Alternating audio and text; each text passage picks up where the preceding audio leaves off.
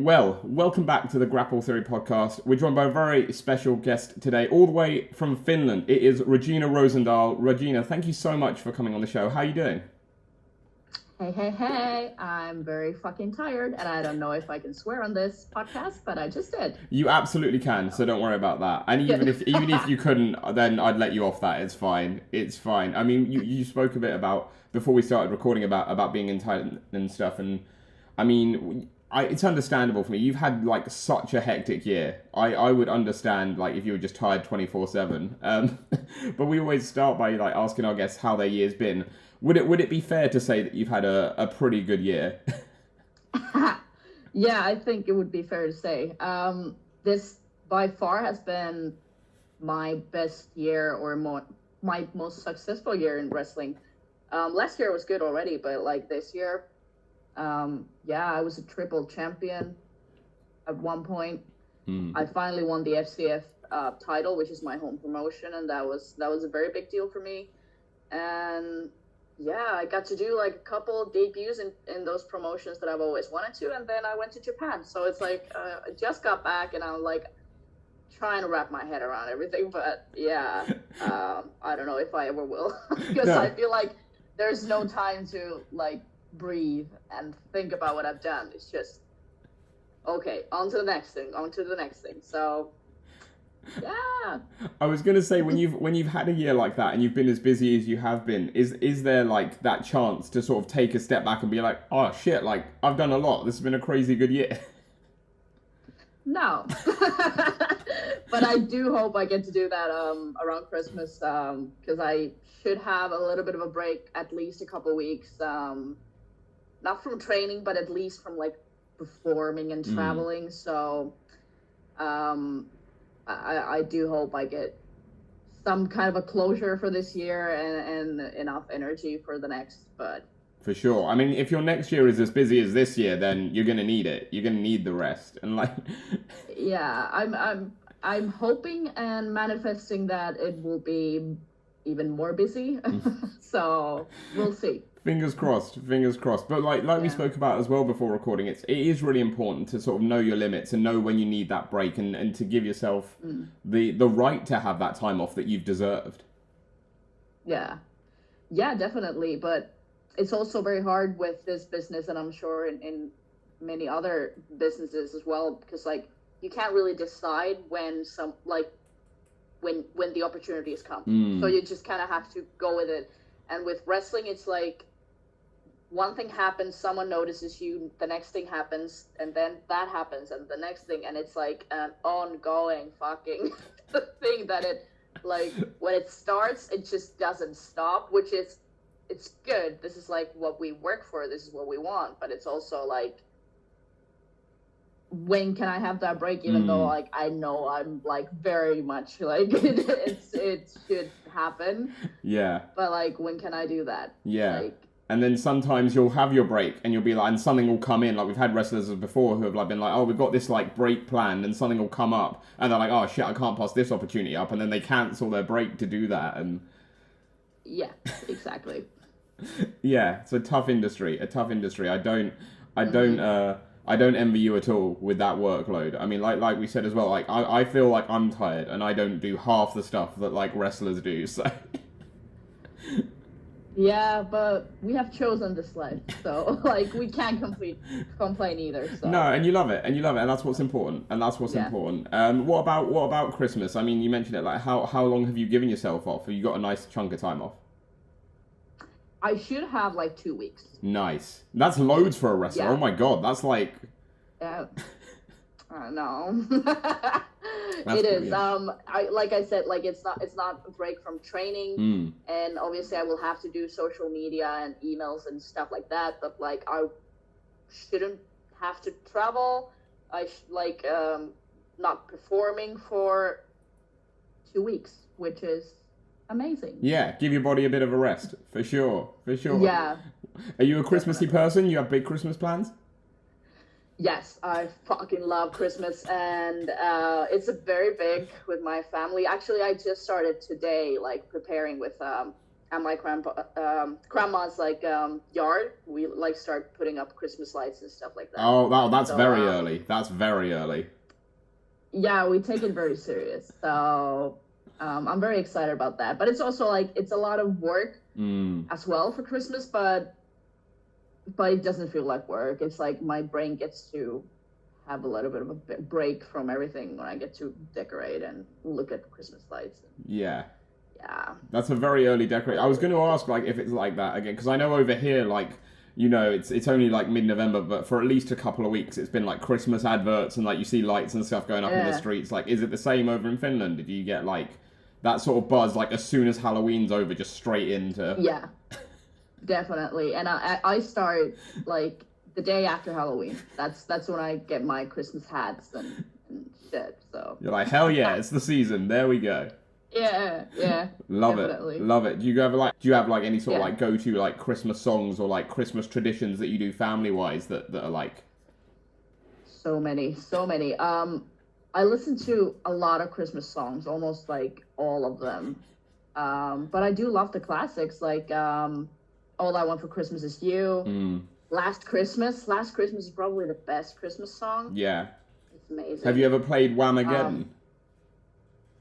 No, I fucking hate that game. It's like, why do you want to have a war against Christmas? Like, so I just try to ruin it for as many people as I can. Oh, sure. That's cruel. That is cruel. I did it once accidentally, like a couple of years ago. I mean, like, not that I wasn't listening to Christmas songs, but just wherever I went, it wasn't playing, so I just got really lucky and managed to get, like... I was thinking of having that as my entrance song on a Christmas, like on a December show. Oh, yeah, that'd be great. Because that would be a lot of people. Yeah, anyone playing it automatically ruined straight away. Exactly. Yeah, I'd go for that. Yeah. Also, it's like, it's a banger. Like, that'd be such a good intro. Like, that's such a good entrance. I know. It would. You get, like, the whole sing-along from the crowd as well. It'd be, yeah, that might have to be done. That might have to be done. What about, like, family stuff? Do you have any, like, particular, like, go-to things that you guys do every year and stuff? Yeah, we do everything almost like exactly the same. So like gift giving, all the Christmas trees, the food has to be the same. Yeah, it's my closest family, which is like my mom, my sister's families, my cousin and her family, and my aunt and my grandma, and it's always, and my cat. Let's not forget my cat. No, you can't forget the pets. So that's like that's kind of like it's always the same people, and we more or less do like everything the exact same way, because that's just how we really like, we all really like love Christmas. Nice. What do you go food wise? What is like Finnish Christmas food? Like, do you go like, is it like turkey and stuff like we do over here, or do you do something else? No, we have like a Christmas ham, nice, which is like a very traditional, and then I guess a casserole is kind of the word for it in English, but like these kind of different dishes. Then we have this meat dish that we do because it's from my family in East, because that's where my other side of my family comes from in Finland. So we have this meat stew that we do. Yeah, lots and lots of wine. Nice. So much wine. Yeah. You need it sometimes, don't you, just to get through, like, just help you sail through the few days. Yeah. No, I like that. That sounds good. That sounds a lot of fun. And I hope you get to enjoy it and have a break, because, like we say, you've had a hectic year, a mental year. I mean, like, going back to some of it, you mentioned as well, like, winning the Finnish title. Obviously, like, huge deal for yourself being Finnish as well. Like you say, that must have meant a lot to you, like finally getting your hands on it. Yeah, that was also like a big struggle behind the scenes as well, because it has, before I won it, it had only been won by men, so it's like that's the heavyweight title of FCF wrestling. So it had been a male title until that point, so it took a lot. It took a lot of fucking work to make that happen. So that was very emotional. Winning that. That was in May. but like that felt like, I mean, I guess in some ways I feel like the weight has been lifted on my shoulders, because now it's like the final glass ceiling kind of has been broken in the Finnish wrestling scene, but it's also like another weight on my shoulders now, because now I'm the champ. So it's like now I have to have a good title run, which is like way harder than winning it. Yeah, I was gonna say it's tricky, isn't it? Like you've got to prove that it was the right decision for them to give you the belt. Exactly, yeah, but like it's gonna feel, I'm sure like losing it eventually will feel just as good as winning it, because you get that relief from that pressure. Like I'm not the face anymore. I'm not that person anymore. Yeah, so I'm kind of looking forward to that, actually. We're not giving them any hints. Like, don't take the title away too soon. Isn't a like I want the title off. This is just a. No, I appreciate it. I love having it. No, brilliant. I was going to say about the title, because I noticed that like in looking at the lineage, but like I didn't know, like, was it just like a men's title and then they sort of gave it to you, or was the plan that it was always an intergender title and you just happened to be the first woman to win it? No, like it has definitely been a male title. Obviously, like men's titles don't have the name men's title, men's heavyweight title. So it's like some people might argue that a woman could have always won the title, but just realistically, the world wasn't like I think that title has been around for like 15 years or something, and that just hasn't been a reality for that title.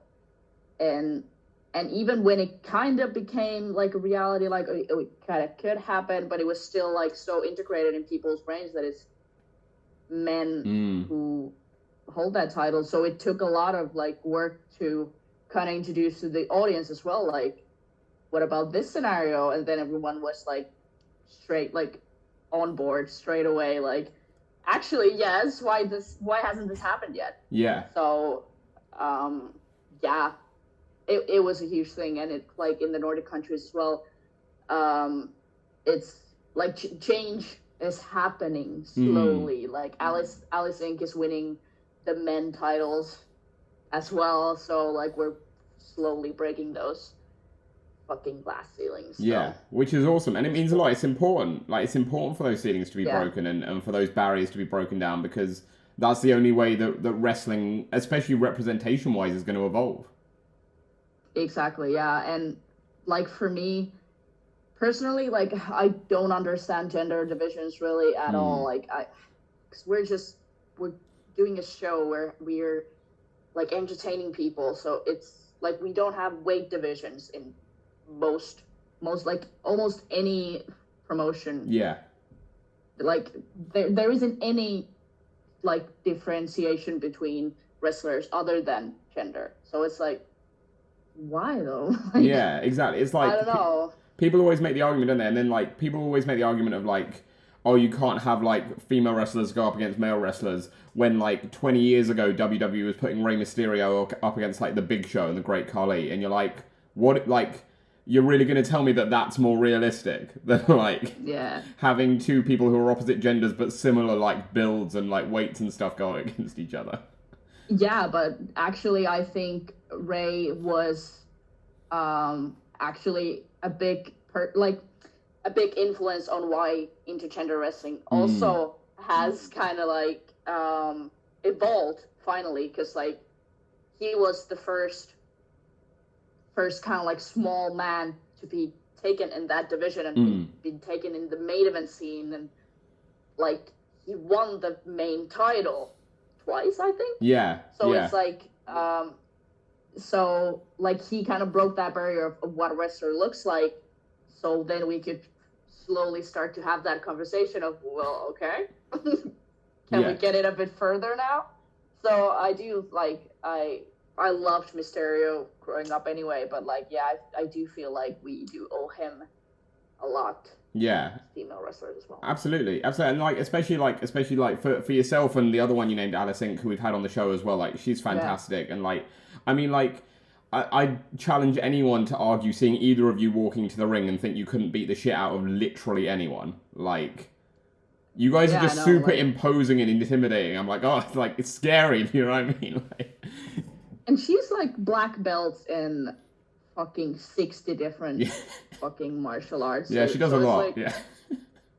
Yeah, so like no one would like.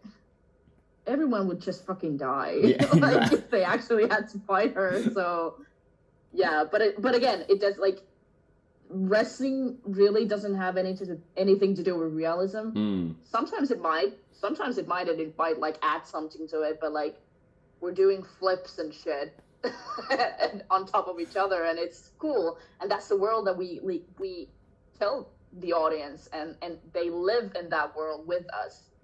But it's just so weird that people start to think about realism when it comes to gender. Yeah. Like that's when they bring it up. Yeah, it's like if you were watching like a film or something, like a sci-fi film or something, or like an action film, you're like, oh, that's not realistic. Like, of course it's not. Yeah. That's why it's a film. Yeah, exactly. Like Avengers, I think like Captain Marvel, now that it's a woman and she's like the strongest or most powerful of the Avengers, and people are like, yeah, okay.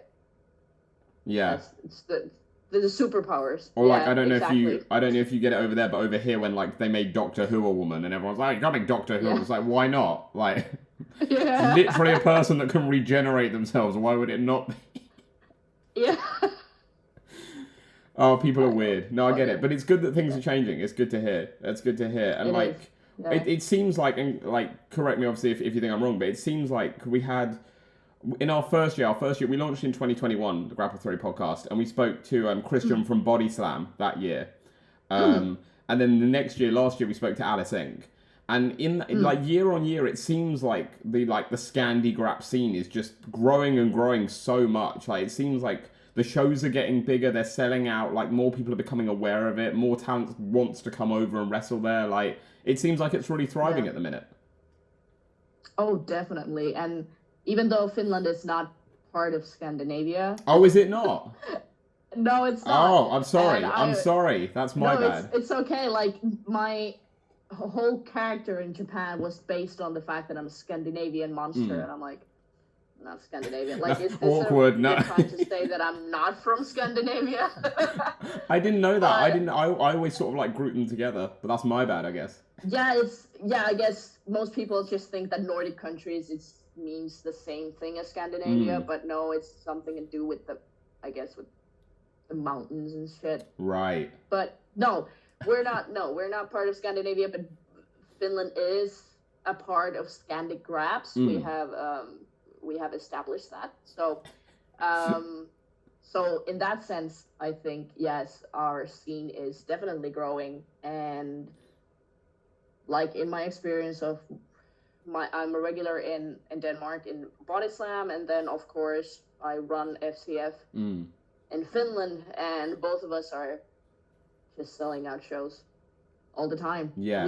We already sold out the one we're having this week. So like, yeah, we're gonna need bigger venues, and we're gonna have like, we keep having more and more people who want to get involved in our product, like be performers, wrestlers, commentators, I don't know, just help us do sounds or take pictures, or like we're just gravitating more and more people into our community as well, which is very cool. And I feel like we're getting that kind of a underground cool thing to do on weekends type of vibe, because like wrestling hasn't been big in Finland. Really, like it hasn't. I think it was on TV when I was like 10, so like almost 20 years ago, and then we briefly had it back on TV like a year ago, I think. But like it's not like a mainstream thing in Finland at all. Yeah. So it's cool that we kind of have to introduce it to people. Like most people only know like Hulk Hogan. They don't know anything else. That's way back. Yeah, I was going to say there's a big gap missed between that and... Yeah, a couple different important milestones. But but yeah, it's kind of cool to be able to like also kind of start fresh, because when people come in, they don't really have an expectation of what it should look like, or anything. Same thing with the genders as well. Like, they don't expect to see men fighting men and women fighting women, because they don't have any expectations necessarily. So when they come in and we just introduce these two fighters, whatever gender, are going at it, they're just, okay, cool. They just accept it, and they just, enjoy the story. So yeah, like, it's like we have a few promotions over here that do it, but like, from what I've seen, it seems like yourselves and Body Slam as well, and all the like the sort of like Nordic promotions, it's like a situation where you sort of sell it as more of like, oh, you don't have to be a wrestling fan to enjoy it. It's just like a good night out sort of thing. Exactly. And because there are so few wrestling fans in these countries that it's just very bad business to try to just sell it to wrestling fans. Yeah. So, and it also, like, even in countries where wrestling is a thing, it's still a pretty bad business to just sell it to wrestling fans. Like, you could hit like a lot bigger market, and even though you can still entertain the wrestling fans that have been hardcore fans for years and years, but still make the product approachable for people who are just seeing it for the first time. Like, you have to think about that every time you go out there, like in every fucking show. So no, I get it. No, it's good, and that's good, and that must be really rewarding to seeing it growing like so quickly and doing so well. Like, it must be a really rewarding feeling knowing that like you're on the right track with it. Oh yeah, it doesn't feel, I don't know if it feels quick. It feels like I've been doing this forever. But like, I haven't even only 9 years or something, but it's still like the start. The beginning was slow. It was slow. So I think in the past, like you said, a couple of years, I think past 4 years or something, it has really like, I don't know what to do with all this fucking money. And that's not a bad places to spend it in. That's not a bad problem to have at all. That's not a bad problem to have. No. But like, that's awesome as well. And like, the fact that you guys are as well, like, just selling such big shows, like selling out those shows is great. And like, again, just all I can speak from is like my experience as a fan over here in the UK is the fact that like when yourself or when Alice or when anyone from like Scandinavia or anywhere gets booked on a UK show, like, at least amongst the fan base that I know, like, that's a huge deal. Like, they're all like, oh shit, they're coming over, like, we've got to go to that show because it's like such a cool thing, which is like amazing to be like, I guess, getting your name out there in that bigger sphere where like you guys are becoming a draw beyond Scandinavia as well. Yeah, and I guess that's the beauty of social media, because like, this would not have been possible like 10, 15 years ago even. So yeah, it helps to get your work out there and connect with people. But I mean, I feel like that last year it has grown so fast that like my brain is not really, it's not caught up yet. No. So I just try to like enjoy the ride and hope for the best. No. I guess. I got you. And that's a good way to do it. Like, speaking of the UK, obviously, you've been over here a few times. Like, looking into it when we organised this and I was researching, like, I didn't know that your UK debut actually came in Scotland, right? Like, a year before you actually even debuted in England, which is pretty cool. Actually, my UK debut, my very first match in England was in Norwich in 2016 or 15. Oh, okay. I didn't know about that one. Yeah, I don't think there's any record of that ever happening, but it definitely did. And I still have the £20 that I got from that match, that much? That money. That much? It's still hanging on my wall right there. That's amazing. I thought I got paid for wrestling. I thought all wrestlers only did it for a hot dog, right? That's all we get, right? I did have a hot dog too, so it was like double pay. Oh my god, that's a big deal. That's a big deal. Yeah, I know. But that's awesome. So you've been coming here for a while now. That's cool. That's cool. And like, it seems like you're getting more promotions as well. Obviously, I know like in the last year or you've done Colosseum, which is relatively new here in London. But you've also debuted for Eve as well, right? Which is awesome. I did. Like that's big. Eve, yeah. Eve was, I guess like Eve was the first promotion that I put like on my bucket list. Like before I even started wrestling, I was like, there's a women's promotion, what the fuck, and in Europe, and so that just became like a thing that I knew I had to fucking do it at some point. It took longer than I guess I wanted to, but like the timing wasn't right before, so I'm very happy that it happened when it did, and it was against Rio, so yeah. That's worse. I was going to say that's like as well for Dan. I mean, Dan, if you're watching this, it's a brutal first match to put Regina in. Like that's getting thrown in the deep end at Eve, right? When you're facing Rio, that's you're in for a beating there. Yeah, and I did like get my mouth cut open, but it's wrestling. But yeah, I've been like when I started wrestling like 9 years ago. I came up to England quite a few times to train because I wanted to train with women, and we didn't have any women training in Finland at the time, or Sweden, or anywhere. Norway, anywhere. So I came came to Brookside School when it was still Brookside's school, and yeah, then I did one women's camp in Norwich. But then I had a bit of a break from the UK scene, and now I've been coming back for the past couple years. Yeah. Nice. How do you like it over here? Do you enjoy coming over? Yes and no. No, go on. We'll delve into both. What's the yes and what's the no?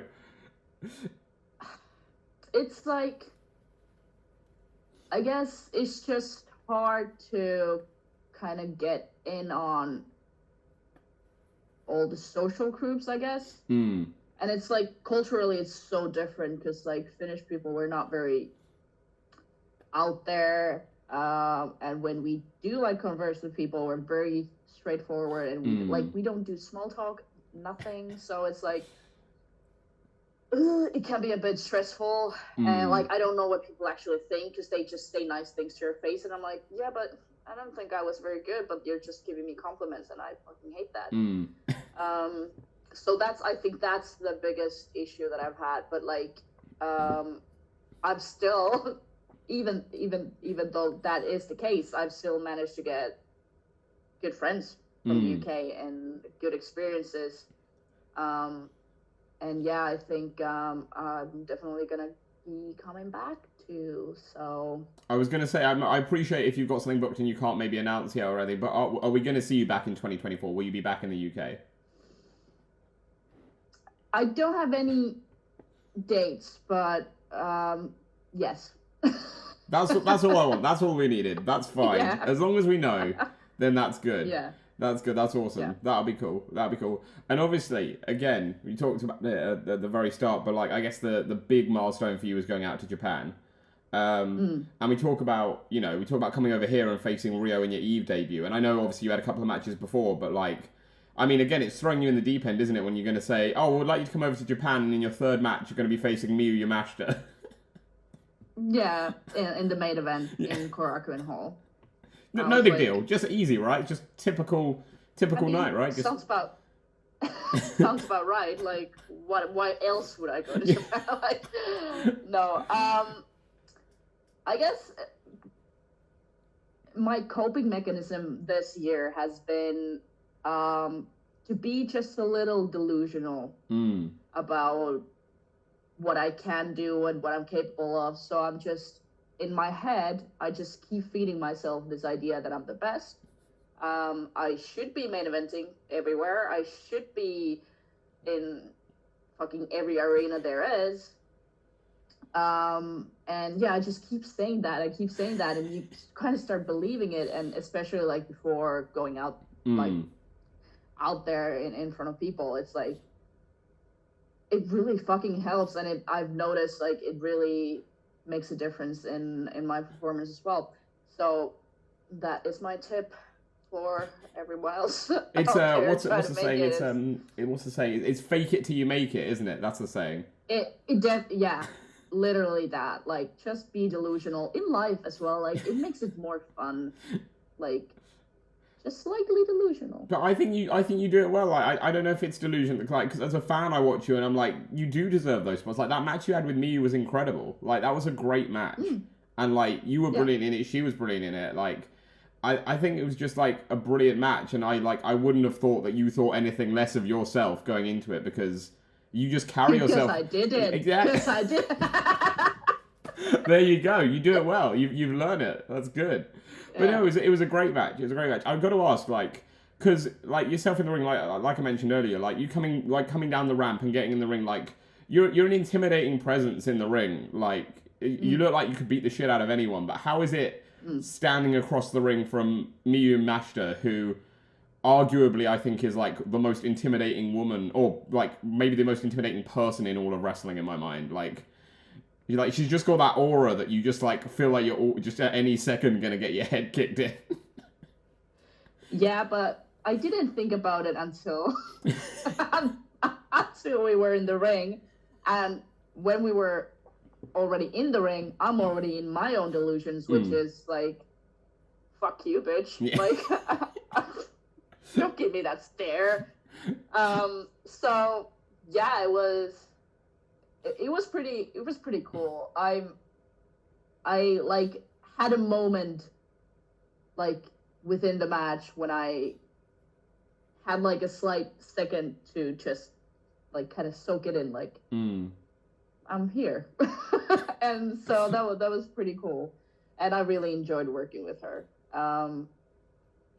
It was, yeah, Japan was like, I tried not to have too much expectations about how things work and how it would go. So I was very, very pleased with the whole trip. No, that's good. That's good. Going back over there next year? I can neither deny or confirm. That's fine. That's fine. I respect that. How did the crowd take to you? Were you happy with like the reception you got over there in terms of like the crowd? Because I know it's very different, like, in Japan, like, crowd-wise, than it is, like, in Europe and in the UK. Like, they're a lot less vocal by the ring, do you know what I mean? So it's tougher to tell, but, like... Yeah, but I was kind of prepared for that, so they were actually reacting a lot more than I expected. And I think, actually, during the COVID pandemic, we actually did, like, shows with no audience. So having that experience as well kind of helped. It hardens you to it, doesn't it? Yeah. Get over it, yeah. So I didn't like freeze. It didn't really affect my performance. But of course, when the crowd is going fucking nuts, like, I don't know. It's a lot easier to tell. It's a lot easier to tell you're doing well when the crowd's going mental. Yeah. Exactly. But, like, I could hear them gasping, so I guess. I think that's good, right? Yeah, that's always good. The shock factor is always there. Yeah. No, that's brilliant. That's brilliant. Well, and again then, like, I mean, in terms of rounding off the year, I mean, as if it wasn't going to get any better, then you made the PWI list as well, right? Like, to top off what's already been I think even without that, a fairly impressive year. Like... Yeah. That must have meant a lot as well, because I know like there's a lot of people who are like don't put stock in it and stuff like that. But like as a wrestler, like, you know, I only speak as like knowing fans who don't put stock in it. But like as a wrestler, like, does that mean a lot? Does it mean a lot to get that recognition from PWI, or like is it sort of take it with a pinch of salt kind of thing? Definitely take it with a pinch of salt, because obviously wrestling is such a weird... It's very subjective, isn't it? It's very, like... Yeah, so the way they kind of measure is kind of odd, I guess. I've always thought that, yeah. Like, they like, count, like, wins and losses, which is, like... Oh, this is wrestling, so... Yeah, yeah. Okay, wins and losses do not matter in wrestling. It's always... No. Like... No, so... Yeah, but like definitely I was very honored that they noticed me. They noticed me, and like I was thinking, like I have to make it to like the women 500 list or whatever they do. I women's 250 this year. It was 150 last year. It's 250 this year. Yeah. Yeah. So yeah, I was like, I wasn't really expecting it, but I had a lot of friends on that list as well. So I feel like the European scene, like not just the UK, but like the other European scene as well, is like getting noticed. Yeah. Finally, I guess. Yeah. So, I think everyone's growing, aren't they? You mentioned like sort of like the ScaniGraps scene being like the underground. It does seem like that now because it seems like sort of you're at the stage where, especially in the UK as a fan, like WXW was like always the big one. But now you've got like loads of other ones like popping up as like, oh, these are the cool like underground promotions you should go to as like the WXW alternative. Yeah, definitely. And like that's really cool. Just to like see that again, like we spoke about earlier, that like rise, the fact that it's becoming more well known, and the fact that you can get yourself out there, not necessarily having to like wrestle all the time in the UK or like for WXW.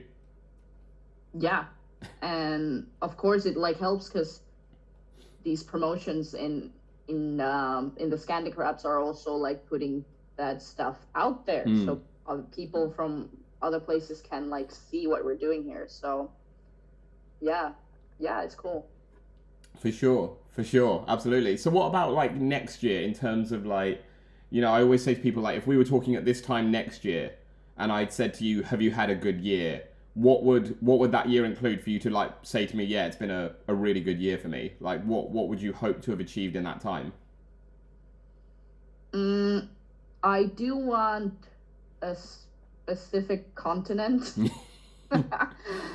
There's two in mind. I've got like two in mind. Well, there's one and like a half continent. I don't know if it counts as a continent, but like in my mind, when you say that, I think America or Australia, right? North America or Australia are like. Well, yeah, sure. I want to wrestle in a new continent next year. In a few new countries. Probably win more titles as well. Why not? I was gonna say the titles one because you've got like, I know like you post it on your socials, and I know that's like from your own fans. You've got like the Shawn Michael tribute, right, with the 2 belts. Like we need like a Triple H one where you've got all the belts. Yeah. That's definitely. next. That's the progression. Yeah. But yeah, probably more titles, and then I'm like more than titles, I'm interested in like good storylines. I would really like to get like good feuds, good storylines told in like new countries, and kind of like learn how to be able to do that like in front of a new crowd. Yeah, just make women's wrestling bigger in Europe.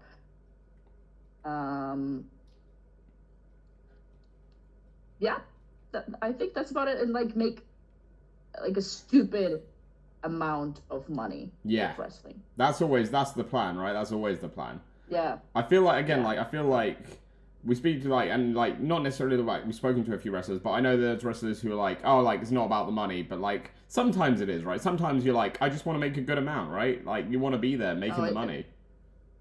It's about the money. Yeah. Because like for all, like I look at wrestlers like, again, as someone who doesn't wrestle but just watches it, I look at you guys and like for people that say like, oh, it's not about the money, I'm like, nah, you put your body through enough. It can be about the money. That's for what you put your body through. It's allowed to be about the money. Like you mentioned. At some point. Like you mentioned earlier when you're like, oh, like it doesn't feel like it's been 9 years, but I'm like, I feel like wrestler years, it's like a dog or a cat, right? Where it's like it's different to human years. Like a wrestler 1 year is like 3 years for like a normal person. Yeah, I think for your body it definitely is, and probably for the brain as well. I think there's some studies that they're going through now, which is scary. So we'll see what happens with that. Hopefully you'll be fine. I'm sure. But no, like leading on to, we've got a couple of like fun features that I always end the show with. The first, I'm actually like, because we spoke about Christmas earlier. Every year we do a little Christmas feature where I ask, what is your like most memorable Christmas moment. And then we sort of like put that in a compilation with everyone else I've asked that year. And that goes on social media. So like, I always say to people each year, it doesn't have to be like, it can be like happy or sad or funny or silly or like whatever. But like, is there a particular moment for you, like when Christmas comes around, that like sort of like just is triggered in your mind that like that's your most tangible Christmas moment? I feel like there's so many. But I remember I'm very family oriented and family is a very big thing for me, and Christmas is very big for our entire family. So I just remember eating like together. Like I must have been 5 or 6, but I remember just eating and the food was so good. It was so fucking good. And like the lights of the Christmas tree were maybe not the only light in the room, but like it was just glowing there. And it's actually the same house that I'm living in now. It used to be my grandparents' house, so it was actually right behind that wall that we had like a dining hall kind of thing. So yeah, I remember that. And we were like, me and my sister were 2 years apart, but we were always dressed the same, so we looked like twins. We were like in this ridiculous dress things. So yeah, that kind of like just very peaceful, happy, and amazing food. Yeah. And love. I love that. And that's what Christmas is all about, right? Like the family and the food. Like, that's all you need, right? Yeah. Food and family, like that order. Exactly. No, food on top. Always food on top, right? Yeah. Because, like, the family, you know, like, if you don't see them 1 year, that's fine. But as long as the food's still good, you know, like, balances out. Yeah. It balances out. Yeah. Brilliant. Before we get on to our like, closing feature here, I know I sort of, like, half brought it up earlier, but I think it's, like, a really important topic, especially, like, in 2023. Because we've spoken to a few wrestlers about it, but like obviously I know you have like an OnlyFans page and stuff, and we've spoken to a few wrestlers about this, about like I guess like the stigma that comes with being a female wrestler who has an OnlyFans page. Like, is that something that you've encountered? Is that something that you've like sort of had to deal with? Because I know we've had a few wrestlers on who've spoken about like how people are like, oh, like, you know, you're a wrestler, like keep your clothes on, you shouldn't be doing this because people come and see you wrestle, like. But that doesn't seem like it's very relevant to me as an outsider, at least. Yeah, I guess that is a cultural thing as well, because in Finland, like nudity is not a big deal at all. Right. So me doing OnlyFans is not really that big of a thing here, or in like other Nordic countries either. So it's not a big thing here. No one ever says anything to my face. So I don't know. It's just like, obviously it's not my passion is wrestling. But I need more money. Like just wrestling is not cutting it. So I do it for money. Yeah. And it's something I can do anywhere in any fucking country. Hotel room, airport, you know, I can do it from anywhere. So and it's a way to connect with the fans as well. But yeah, I know there is, but there's a stigma in anything female wrestlers decide to do. Yeah. So I don't really take it to heart. Like, I'm sorry, I'm making money, I guess. I think that's the thing, isn't it? Mainly it's just, I feel like it's like a jealousy thing. And like, people are like, oh, you're making this much money out of it. Do you know what I mean? Like, it feels like it's a jealousy thing. It feels like they're like, oh, you're making this much money from, like, posting pictures like that. Like, but I'm not, and so I'm upset about it. Yeah, like, I'm sorry. Like, what can I say? Like, tough shit, yeah. Yeah. But that's interesting. It's intriguing to me that it could be, like, a cultural thing, and, like, you don't get it as much over there. Yeah. Because I never considered that. Yeah. But, like, yeah, maybe, like... yeah, maybe people, like, in the UK and America just suck. Yeah, but like also my I don't think most of my subscribers are from the Nordic countries either. So it's like, because here people are like, like nipples. Yeah. So like it was wild to me that people would pay for a topless picture. Oh, I see, because like you're so open about it anyway, like as a country that like And I would post it on my Instagram if I could, but that's not allowed.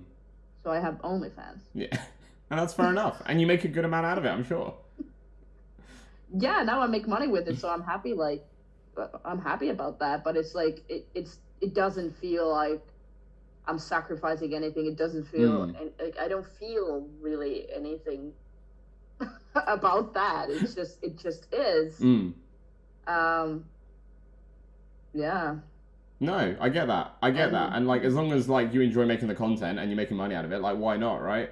Like, yeah. Like exactly. Most of us would do like if we could make money out of that, like probably would, right? I don't get why there's the judgment about it. But like, again, it's intriguing that you think like it could be also a cultural thing as well, because we've also, like I say, like had wrestlers on from like the UK or the US who do it, and like, you know, talk about like, you know, like the stigma you get from fans who are like, oh, you shouldn't be doing it because you're a wrestler. You wrestle in front of like, you know, kids sometimes. It's not appropriate. It's like, isn't it really? Like, do they know about it? Like, what's the big deal? And also, like, that's a whole new conversation. Yeah. Which we probably don't have time for. No. But, like, also, like, just protecting kids from anything that might even hint to a sexual thing is, like, mind-blowing to me. Like, just explain to your kids. Like, they don't have to subscribe, but, like... they should, like, you know, I think shielding can sometimes be worse, right? Like... Yeah, definitely. And it's, like... And I guess I would say, at least any of the women that I've subscribed to, the female wrestlers that I've subscribed to on OnlyFans or whatever, it's like, it's not like they're doing porn. It's not like, even if they were, that would be totally fucking fine. Like, we are selling our bodies for money in the first place. Porn would actually be easier for our bodies, I would say. Oh, than wrestling, easily. Yeah. So it's like, I don't like. I don't understand why anyone would get shit. I mean, I understand why, because it's double standards, it's sexism, it's still like the patriarchy, and like women owning their bodies and making a profit out of the thing. Like, the fans will sexualize us anyway. Like, they're gonna jerk off to my matches or promo pictures anyway. You might as well make money out of it. Why not? Yeah. Like, what the fuck? No, I get it. It's like, like when we do it for ourselves, then they don't want to see it. Yeah. When you're like taking back the control, that's when, like, again, like, male fans are like, no, fuck that. Like, they want the control, but like, fuck that if you take it, like, for yourself. Yep.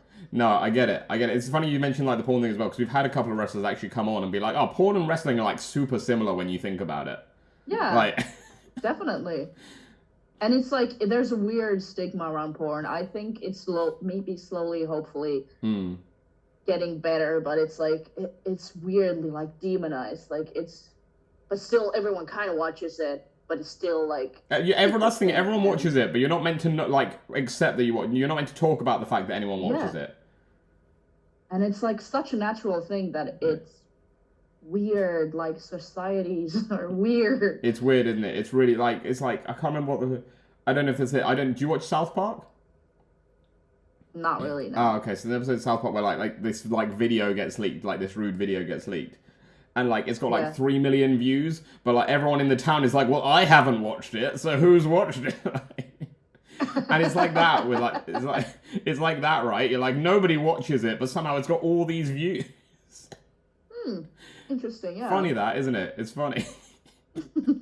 But no, I appreciate you being so open about it, because I think like it's a conversation worth having, and it's like interesting to know like your opinion on it, and like it just, again, from being like from somewhere different where maybe you like have like obviously like culturally it's just a different thing altogether.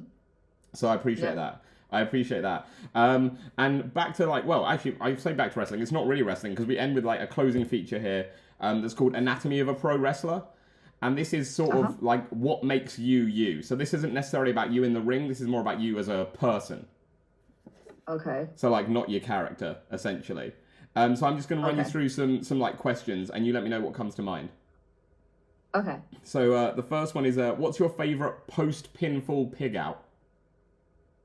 A what? Uh, so like your favorite post-pinfall pig out. So like a pig out is like, I don't know if it's a British thing. I guess it might be a British word. But like a pig out is like, you know, like when you're pigging out on food, like you're just devouring everything essentially food-wise. So like essentially it's like, what's your like go-to post-show like cheat meal or treat meal or something like that? Uh-huh.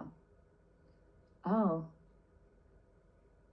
I don't know if I have a go-to thing, but I guess I always, whatever I have, I always end up having it with fries. So I guess fries Fries are the go-to. are like the common, yeah, they're the common. Fries are the main thing. Anything else is like the side dish. Yeah, exactly. Fries are the main meal, and you get a little thing on the side. Yeah. Nice, I like it. What do you have, like, say, like, in Finland and stuff, when you're wrestling, like, Finland or like, a body slam in Sweden and stuff, like... Because I know, like, the go-to over here, everyone says, like, when you're driving back from, like, services is McDonald's and stuff. Like, is it similar, or, like, do you have, like, different stuff over there that's open, like, late night that you can get? It's usually McDonald's if it's, like, super late, but in Finland we also often, like, get, like, a reservation. So wrestlers will go out and eat together after a show. In a, not a nice place, but slightly nicer than McDonald's. Which isn't hard to top, let's face it. Like, we all love a good McDonald's, but it's not hard to get better than McDonald's. No. Yeah. The next one is, it's the classic, like, what would your, like, death row last meal be? Shit, food-related questions. It would be, actually, now that we talked about it, it would have to be Christmas food that my grandma has made. Nice. Yeah. Nice. That would be nice, yeah. Yeah, like a proper, like, home comfort last meal. Yeah, but, like, I wouldn't have, like, anyone else make it. If like, my grandma can't make it to make my final meal, then it will have to be, like, pizza or something. Oh, like, it's got to be grandma's. Yeah. Nice. Nice. You mentioned pizza, actually, so I got to ask this. Because I asked Alice Inc. about this, because I've got, like, and I know obviously it's different countries, but I've got a Swedish friend who told me about, like, this pizza that they do in Sweden where it's, like, bananas and, like, curry powder. And, like, I'm just wondering if Finland has anything similar or equally weird. No. Like, I guess, like, pineapple is the weirdest thing. Oh, yeah, that's divisive. That's everywhere. Yeah, that's divisive, but it's not weird. It's just, like... Marmite, isn't it? Everyone either loves it or hates it. Yeah. Yeah. I love it, though. Do you? Oh, you're a backer of it. Mm. No, I can't do it. I can't, I don't know. I understand how the flavors work together, but I don't like it. I can't do it. But I won't judge you for having it, because I understand it. I get it, but it's not for me. It's not for me. Away from the food questions, the next one is, what's the song that gets you the most hyped? Hyped. That also really... depends. I go through like seasons, I guess. Right now I've been Paint the Town Red. Nice. By Doja Cat. That's like the one that I listen to in the gym now, I guess, most. Nice. She's killing it at the minute. She's everywhere at the minute. Like, I feel like everywhere she's there doing something. Fuck yeah. Yeah, it's a good choice. That's a good choice. The next one is the movie that I'd show the locker room. The movie that I would show the locker room? Yeah. I always say, like, it doesn't have to be, like, your favourite movie, but, like, the movie you think everyone should see at some point. That's a hard one. Maybe I'm just gonna plug my own movie, because there's, like, a documentary made out of my life. Oh, really? In the past 2 years. Yeah. So... they filmed like everything from me winning the FCF title and to me going to Japan, so I would actually be that annoying. Where is this? Where can I watch this? It's not out yet, so we'll probably have the premiere in January, and then it will get to some streaming services. Oh, amazing! Congratulations. Thank you. That's super cool. But yeah, I guess it translates, like the title would translate to Regina, the Queen of the Ring. Nice. The Queen of the Ring. I love that. That's super cool. That's got to be a weird feeling, like having those cameras around you. Like, obviously, like you're used to cameras filming your matches and stuff, but like. Yeah, but you get used to it so easily, and you forget that you have a microphone on you, and That makes it sound really ominous. Like, oh, sometimes you forget you have a microphone on. Yeah. That'll be in the outtakes, I'm sure. That's in the outtakes. Yeah. Yes. No, that's awesome. I can't wait to see that. Congratulations. That's cool. That's cool. I'll keep an eye out for that. I'll keep an eye out. The next one's a bit of a throwback because it's your first job. I was a telemarketer when I was 15 or something. Oh, that's a classic first job. Yeah. Fun. Always fun. But I was pretty good at it. I was pretty good at talking, so... Always helps. That does always help. Yeah. Yeah. But at that age, it's always like just a bit of money in the pocket, isn't it? It's always like what you're most excited about. Yeah. No, fair. The next one gets a little bit deep because it's your greatest fear. Failure. In wrestling, in particular. So, yeah, just not succeeding, which is very... Okay. Subjektivista, which is subjective, I guess. Yeah. So, and I don't know if I will ever actually reach success in my own head. Like if I will ever think I'm successful enough, so I'm doomed to fail. Whatever I do, I will never be happy. No, let's not get too negative. No. You're doing great. You're doing great. Like, I know, like, my opinion means very little. I'm just one fan, but like, I think you're smashing it at the minute. Like, genuinely, like, I think you're one of my favorite wrestlers to watch at the moment. I think you're absolutely killing it. Thank you. Thank you. And again, like you say, it's like wrestling is subjective, right? Like, we've had loads of wrestlers on who do like bodybuilding and weightlifting and stuff. And in those, like, well, bodybuilding's, I guess, subjective, but weightlifting, like, especially, is like, you know you're the best because you've lifted the most, so you win the tournament, right? Yeah. And, like, so it's not subjective. It's like, you know you're the best because you've proven you're the best. Yeah. But in wrestling, you're the best when a promoter decides you're the best. And so it's like, whether you're the best or not doesn't really factor into it. It's just what one person thinks of you, right? Yeah.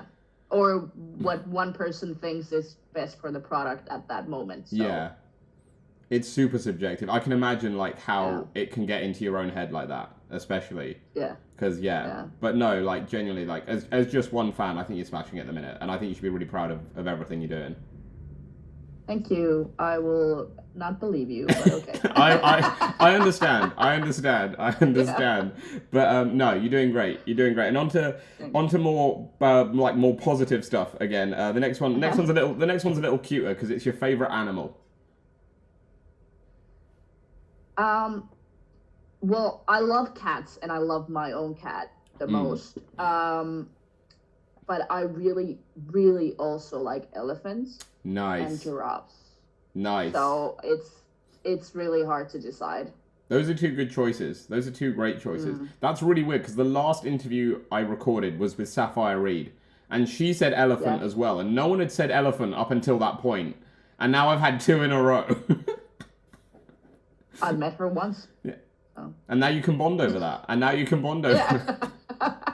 Those are good choices, though. I like that. Cats are obviously adorable. Like, cats are super cute. Yeah. But, like, no, elephants and giraffes are... A lot easier to keep as pets than, like, giraffes. Oh, yeah. No, you have to have, like, really high ceilings for giraffes. Yeah. Yeah, you need to, like, live in a church or something if you want a giraffe, because you need that high ceiling. Imagine that life. That would be. I'm not gonna lie. Like, I say it as a joke, but I think that'd be cool as fuck, right? Like, living in a church with your pet giraffe. Yeah. That's the dream right there. Didn't even know it was the dream until right now, but now it's the dream.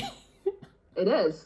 Yeah. We're gonna come back to you in 10 years, and you're gonna be living in like this brilliant church in Finland with your pet giraffe, like just chilling, just hanging out, really. Love it. Love that. The next one is the only wrestling related one on this list. It's your favourite match stipulation. And it can be like to be in or to watch, whichever you want. My favourite match to watch is Rumble. Yeah. But it's I hate doing them. Yeah, no, I get that. We've had like a few people say that. Yeah, so... Yeah, but it's my favorite thing to watch because I think entrances are the most exciting part of Yeah. wrestling. No one cares. Like, that's the thing. Once, like, in WWE, once the 30 comes up in the Rumble, everyone's just like, ah. But, like, Yeah. it's the excitement of not knowing who's coming next. Yeah, exactly. No, I like that. I like that. What about, like, your favorite to be in, then? If Rumble's the least favorite to be in, what would be your favorite to be in? I've done a couple 2 out of 3 falls matches, and that's actually quite fun to make. Nice. Yeah, so I do enjoy that one. That's cool. I don't really like. Yeah, because I was trying to think. I did one last woman standing with Alice, and that was fun too. But I don't know if that stipulation itself is. Yeah, it is. No, yeah. Like for this, I always say like even a singles match is a stipulation for this. Like anything, like any match type. So like, I always say that's like the general thing. But like that last woman stand you had with Alice was incredible. Yeah. That was pretty fun. That was a great match. That was a brilliant match. Like yeah. I thought that was really cool. Hurt so much. Just a little, right? Just a little. I imagine, yeah. Hurt to watch, like, just like you feel the bruises, like, every time. It's interesting you say 2 out of 3 falls, though, like, because in my mind, again, just as one fan, like, I find it really hard to get into a 2 out of 3 falls match because I'm always like 90% of the time it's going to go 1-1 and then it's just a 1 fall match, right? You know what I mean? Like, I find it really hard to book a really good 2 out of 3 falls. Like, that really gets me invested in the idea that it won't go 1-1 and then you just 1 fall away. So, like, if a 2 out of 3 falls can do that, I find it good, but sometimes it's just really tough. Yeah, it's a very hard match to do as well, but I enjoy it. Nice. There's only a couple more. The next one is your favourite place in the world. Shit, let me think. It can be like as big or small as you want as well. Like you can say a country or like Scotty Rourke said it was his bed. So like literally anything can be the answer. Yeah, I would say then my bed or my grandma's house. Nice. Yeah, homely. Yeah. I get that. Like I've noticed that like you like just over the course of this chat, you seem like you're just someone who likes like your home comforts, which is yeah, and I'm never here. Yeah, I was going to say, as a wrestler, that's very hard to come by. Yeah. Do you have, like, I don't know, like, I should add this to the list, because I think it's just a great question that I've just thought of. Do you have, like a travel item that's, like, a comfort thing that you always take, because it, like, is a comfort? My fanny pack, I guess. But, like, no, it's for convenience, really. Like, I don't have, like, a comfort thing, no. And headphones, obviously. Yeah. Like, we'll never go fucking anywhere. Oh no! Like even the short journeys. Like if I'm getting like to work, like is only like a 15-minute journey. But if I forget my headphones, I'm like, oh fucking hell. Yeah. Yeah. Definitely. No, I relate. And the final one is on the opposite end. It's your dream holiday destination. I rarely take holidays. I travel a lot, but not for holidays. I would really like to go to Mexico, actually for both. Now that I think of it, actually for both. But I would really love to have like a holiday in Mexico too. Nice, that'd be cool. You've already done Japan. We have a lot of people say Japan, but like they're like, I don't want it to be just a holiday. I want to wrestle out there as well. But Mexico would be cool to do as well for that reason. Yeah, definitely. Nice. Some great choices. I think that brings us nicely to like the end of the podcast. And like Regina, thank you so much for coming on. I hope you've enjoyed it. I have, yeah. I haven't done these like in a while, so this was actually fun. Oh, good. I'm glad. That means a lot. Thank you. We always end each podcast with a slightly new feature that we've got here, where our last guest leaves a question for our next guest. So it's not like it's very rarely wrestling related. It's also just random questions, and we've had some weird ones. I'll tell you that we've had some very weird ones. So the question you've been left is, if you were a musical instrument, what would you be and why?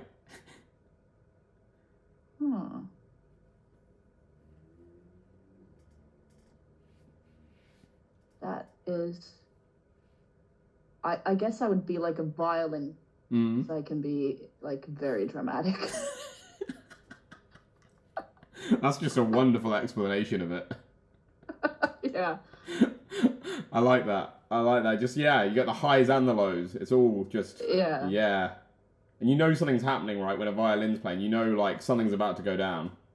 Yeah, shit's about, I like that. Definitely. I think that works well as well. I think that sort of works well with like Regina as a character as well. Like, I know. I should have something violin-ish. That'll be like for the next like big show, right? That'll be like the next big show. You get like a violin player to come out, like do it live and stuff. Yeah, I've had like dancers now. That has been my gimmick. But maybe a violin could work. Yeah. I think a violin is more like a villain thing, though. Yeah, that's more of a heel thing, isn't it? Like, or if you just like want to scarily intimidate your opponent. Yeah. No, I like that. I like that. Well, when we stop recording, I'll get your question for our next guest. But that does bring us to the end. And yeah, no, Regina, thanks so much again for coming on. It's been an absolute pleasure to have you here. You've had an unbelievable year, and it's been great to chat about it. Like, genuinely, just personally, I just think you're absolutely smashing it at the minute. I can't wait to see what next year holds for you. Thank you so much. It's been a pleasure having you on. We always end by giving our guest one final bit of promo time. So whether any fans are watching this and are planning a trip to Finland, which isn't in Scandinavia, I've learned in this podcast, not in Scandinavia, planning a trip to Finland, want to go see some wrestling, or, you know, see you on social media and going to a show that you're on, why is Regina Rosendahl going to steal the show? Honestly, I'm just like the best thing in any show that you go to. Like, if I'm on the card, you just know, like, you're gonna get invested.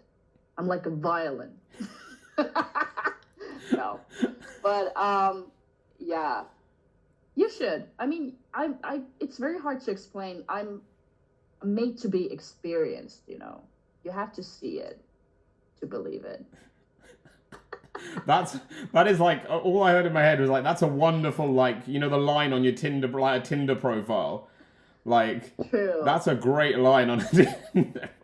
I should put it up there. That's your new tagline. That's like your new tagline for your OnlyFans. I have to be seen to be experienced is a great line. Like, I'm not gonna lie, if you made merch with that, like if you made a shirt with that tagline on, I would buy that. I think that's a great merch line as well. Yeah, feel free to take that. Like, obviously it was your idea, but you know, I feel like that was a collab there. I feel like we collabed that. That was good. I like that. I think that's a brilliant place to end. No, thank you so much for coming on, Regina. It's been a pleasure. Thank you for having me.